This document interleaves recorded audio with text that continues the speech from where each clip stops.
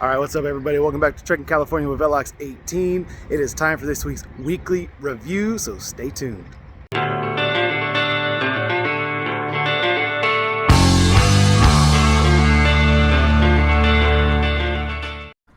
All right, what's going on, YouTube?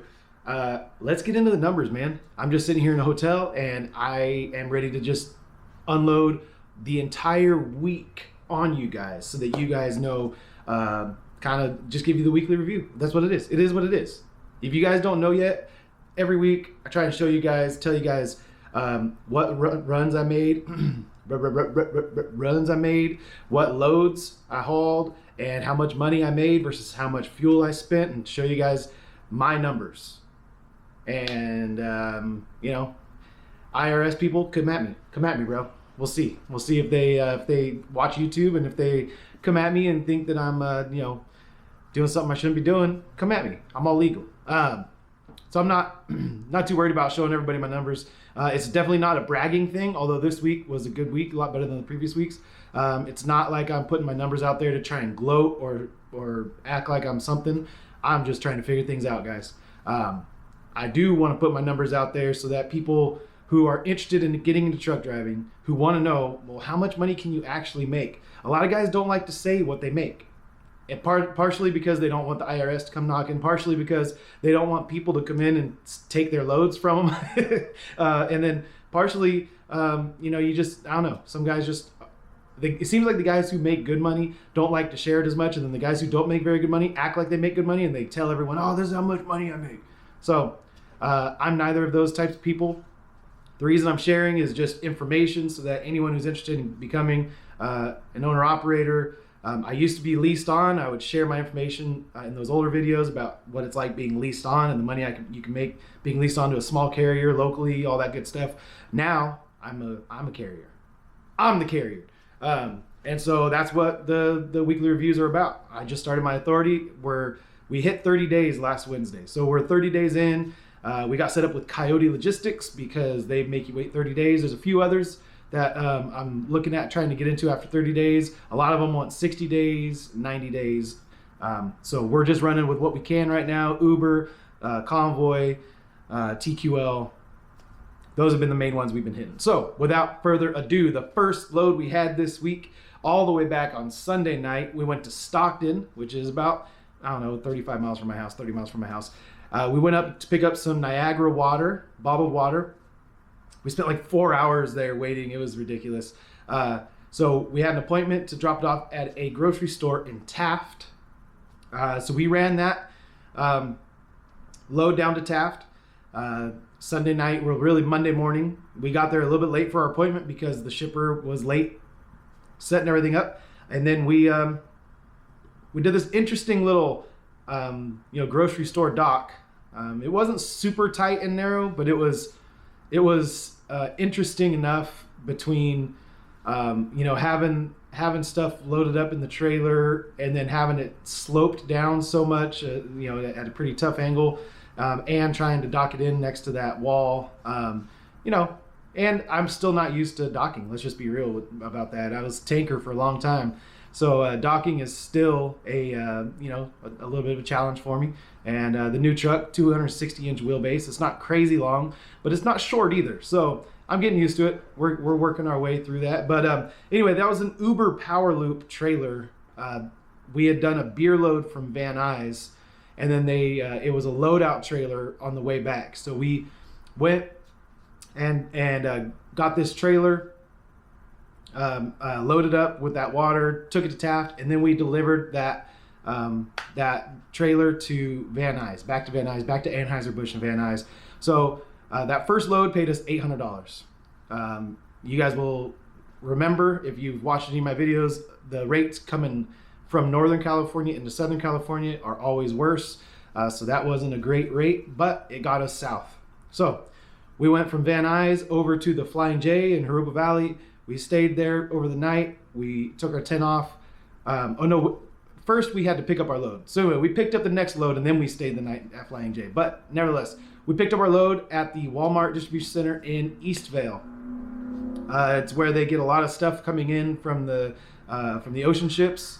There's a lot of containers there, and then yeah, they divvy it up and send it out to all the other West Coast Walmarts, it seems like. And so I took a load from Eastvale, which is right there, Jurupa Valley, Norco, yeah, all in this general Fontana area, Inland Empire area. So I took that load from Eastvale, and I went all the way up to Red Bluff, California, which is just shy of Redding, just south of Redding.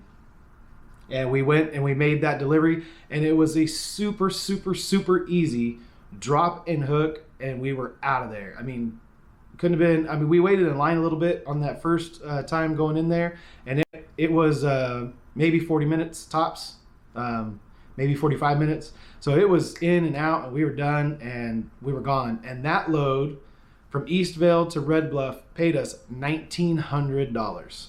So pretty cool.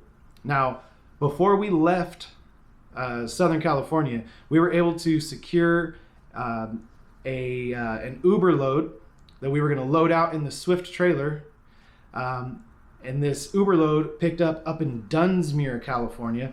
So we went ahead and went up to Dunsmuir, California right after we dropped and hooked to our empty in Red Bluff. So we went up to Dunsmuir, we got loaded, and then we spent the night, well, the afternoon really. We took our tent off right there in Dunsmuir. I went on a hike, went and saw a waterfall, ate at a little 24-hour diner that was around, just down the street. And man, it was a cool little 10 hours off. They didn't have any cell service to speak of, so I was behind on videos starting at that point. But that load coming back south, taking this glass bottled waters, went from Dunsmuir all the way down to Moreno Valley, 660 miles, I think it was. And we went to UNFI in Moreno Valley on March Air Reserve Base. And yeah, we spent, 5.5 hours there? 5 hours? I forget. But nevertheless, we spent a long time at the getting unloaded there, which bumped the rate from the original $1,530 that we had negotiated up to $1,700. So we got paid for our detention there. It bumped up our weekly revenue without burning any fuel, which I like. So then I talked to the guy over at Swift again and said, hey, you got another one of those Red Bluffs? And he said, yes, he does. So I was able to get another load from Eastvale, which Moreno Valley and Eastvale, I mean, the deadhead there is like so small. So we went from Moreno Valley to Eastvale to pick up our load, and then we took another load up to Red Bluff. Now this time, the special thing that happened on this load was that it didn't have to deliver that same day. It wasn't a straight through. I could deliver it the next day, which meant I got to see my family for the first time all week long. It had been a while, and I missed them. I missed them dearly. And so they came and picked me up from the truck. I went home. My wife went and took me back to the truck to go make my delivery. I went to Red Bluff, made the delivery, and this time, as I was leaving Red Bluff, I still didn't have a load. Oh wait, I'm sorry. Hold on. So that load from Eastvale to Red Bluff this time, I renegotiated the rate. Instead of $1,900 like we got on Monday, we were getting $2,200 this time on Wednesday night or Thursday morning. So we got $2,200. So we were doing pretty good on that rate. So once we dropped and hooked to our empty there in Red Bluff, I was looking for loads, couldn't find anything. Once again, I was trying to load out that Swift trailer, which I found out that I'm only allowed to load out with Swift loads. But at the time, I didn't know. So I ended up getting a TQL load from Olivehurst, California, down to Temecula. This was an interesting load, number one, because I kind of got reprimanded for using the trailer, the Swift trailer for a TQL load. I thought it was a loadout trailer the same way that Uber and Convoy does it, where you can load up the trailer with anyone's freight, but it wasn't. And so I ended up going, the other weird part about this load was that the guy had submitted it as Sacramento to Los Angeles, which is about 385 miles. And then once he sent the rate confirmation, and I didn't really think about the mileage I was doing. I just said, oh, okay, Olivehurst to Temecula. All right, cool. And I was just kind of like thinking, okay, like north to south, we're good. But then as I was getting loaded, I finally was like able to, okay, like, what am I doing here? How are we, like, it was kind of like I was driving while I was talking to the guy. So that's never a good thing. I needed to pull off and actually sit down and look at the rate con that he was sending, because by the time I already had diverted over and I was sending him the signed rate con because I was there to get loaded and all of that, I was realizing, hey, this is a lot further. This is like 125 miles further than what I had kind of originally bid on. Sacramento to LA, Olivehurst, which is by Yuba City, down to Temecula, is a lot further. But nevertheless, so we got that load for $1,200, and it went and it delivered down at this ranch, California Ranch Company down in Temecula, and they actually had like a horse riding competition of some sort. So there was all these like little girls and little, like, just all these horses everywhere, these families. Imagine if like the only thing I can compare it to is like travel ball baseball with my son. So it basically seemed like the same thing, like where parents were taking their kids out, and it was like, the whole weekend was just doing this horse riding competition. And so anyway, it was interesting. I had to weave through a bunch of really narrow areas to get to where they wanted to unload me. The guy asked me if he could unload me the next day, and I was like, dude, no, we today's the day, man. Like, I would have loved to have waited to deliver this until Monday, but the broker told me I had to be here on Saturday, so we're here.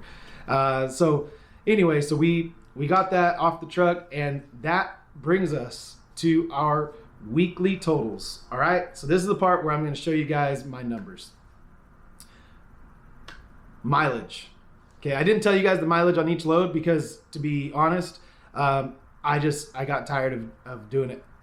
I was like trying to figure out, because each little stop along the way, you got to figure your mileage from the truck stop over here and then this stop over here, and then a lot of times the route that, if I try and retrace my route that I went on Google Maps, it's like it wants to send me a different way, so then you got to add a stop to make it go the way that you wanted it to go. Anyway, I got tired of trying to do that. So what I did was I just checked my logbook and took my weekly miles, and I'm going to tell you guys the total miles. The total miles for this week for all 5 loads that we did is 3,065 miles. So we topped the 3,000 mile mark for the first time this week, first time since we had our own authority, and man, we ran hard. I can tell you, we ran pretty hard. So that mileage, 3,065 miles, earned us $7,800 in gross revenue to the truck. So $7,800 gross revenue, that is good. I am happy with that. Anybody would be happy with that. If you're not happy with that, you have an issue. My insurance weekly payment, when I break down my insurance weekly, it's $295 a week. My truck payment is $790 per week, which I know is high. You guys don't need to comment that I have a high truck payment. I know I have a brand new Peterbilt 389. It's probably the reason why you clicked on this video. So suck it, Trebek. Fuel was expensive this week because we ran so many miles and we were loaded, pretty heavy most of the time. We had bottled water twice. We had various of the Walmart stuff was like not super heavy, but it wasn't light either. So we ended up burning about $2,100 worth of fuel. So after those kind of operating costs, we have an operating profit of $4,615, which I am happy about. I mean, that's a crazy number to me. That's why I decided to start my own authority right there. That number is higher than any number I could have done as a lease operator. I couldn't have made that where I was before. Now, I know there's other companies you can lease on with where you can run over the road and maybe put a bunch of miles in and get a gross profit. And I call it gross profit just because there's still additional things that don't get taken out of this that are part of your business expenses. I put 2 of them right next to it. We'll talk about those right now. So the gross profit is before it's not like a true profit. It's not a net profit. So the two things that I make sure that I like put on here every single week to set money aside for, that no matter what happens, I have to do this, is my heavy road tax and vehicle registration. That's going to be $75 a week, every single week. Never take a week off, because that comes due every year. If you know the amount of something that's going to be due at a certain point during the year, you should just set enough money aside each week to pay that when it comes up. So that's what I'm doing, prepaying essentially on those things. Now, if there's a week where we have like, no money come in and whatever, obviously like, we'll have to double up the week after or something like that. But, as far as long as the truck's running, $75 of the profit is going to be set aside for the heavy road tax and the registration that's going to come due. 5% maintenance, 5% of the gross. So 5% of that is $390. That's good. In previous weeks, I wasn't even taking the 5% out because I wanted to make sure that my net income, the money that I was actually going to use for my family, was high enough. So I was just taking like $125. But this time I took a true 5% out of it to make sure that I am showing that I'm setting aside enough money for oil changes, tires, and vehicle maintenance in general. And we're going to need that right now. The maintenance fund is kind of maintenance and repairs. I mean, if we have enough weeks like this, we'll be setting aside, almost $2,000 a month. So $24,000 a year. That should cover us for maintenance and repairs. But if we find that we're not doing as much revenue, then we'll create another separate fund for repairs only, and then keep the maintenance fund going just for tires and oil changes and lubes. But those things are the things that I know ahead of time 100% are going to come out every single time, no matter what. So that leaves me with a net income this week of $4,150. Now, obviously, I'm not going to go and write myself a check for $4,150 because that would be silly. I'm going to keep myself at what I need in my bank account, my personal bank account. I'm going to transfer it into my personal bank account, basically a salary. And so I'm going to transfer over what I need for my family to pay our bills and for us to have groceries, for the kids to have clothes to wear, all of the good stuff that we do with our money. But the rest of that net income is going to just stay in the business account. We're going to be saving up for a trailer. We're going to be saving up for any incidentals that may come up that you just can't plan for. And who knows? You need to have money in your bank. That's just the way it is. So that's it, guys. I am thrilled with this week. I am excited that we ran as hard as we could. We kept the truck loaded and we were making money, man. I would have loved to have gotten one of those empty trailer moves back up north. That would have been really cool. But, it all worked out. I mean, $7,800 in revenue and $4,000 in profit is very, very, very good. I'm excited about that. And this is what I started my own authority for. This is it. If we can have more weeks like this, then we'll be doing really good. Really, really good. If we have weeks that are even close to this, we'll be doing really good. So hey, this week was good. Hopefully next week's good too. Stick around, come back next week. I do a video per load.